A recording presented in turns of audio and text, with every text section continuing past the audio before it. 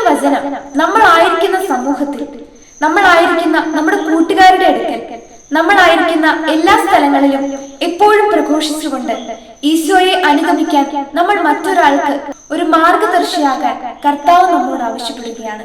ഈശോ കുരിശിൽ മരിച്ച് ഉയർത്തെഴുന്നേറ്റതിനു ശേഷം ശിഷ്യന്മാർക്ക് വെളിപ്പെടുത്തപ്പെട്ടപ്പോൾ അവിടുന്ന് പറയുന്ന കാര്യമാണ്, ആകയാൽ നിങ്ങൾ പോയി എല്ലാ ജനതകളെയും ശിഷ്യപ്പെടുത്തുവിനെന്ന്.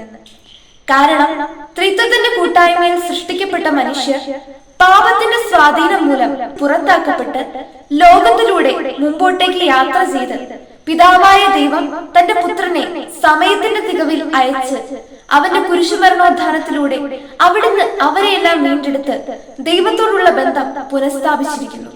ആ രക്ഷ സാധ്യമാക്കിയത് ഈശോ മിശിഹായാണ്. ഈശോയുടെ കുരിശുമരണോദ്ധാനത്തിലൂടെ പിതാവായ ദൈവം പുത്രനെ പരിപൂർണനാക്കി മഹത്വവൽക്കരിച്ചിരിക്കുന്നു.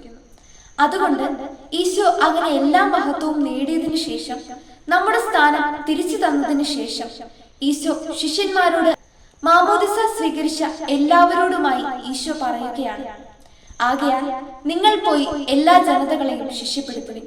മത്തായി 28:19.